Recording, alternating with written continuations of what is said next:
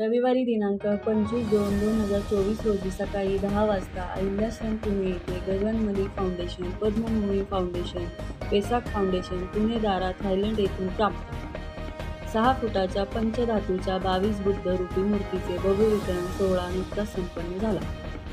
प्रमुख उपस्थिती सिने अभिनेते डॉ. गगन मलिक आणि आदरणीय भंता आनंद, डायरेक्ट इन तिबेटियन बुद्ध, परमपूज्य दलाई लामा यांचे मराठी अनुवादक शिष्य, संस्थापक पद्मभूमी फाउंडेशन.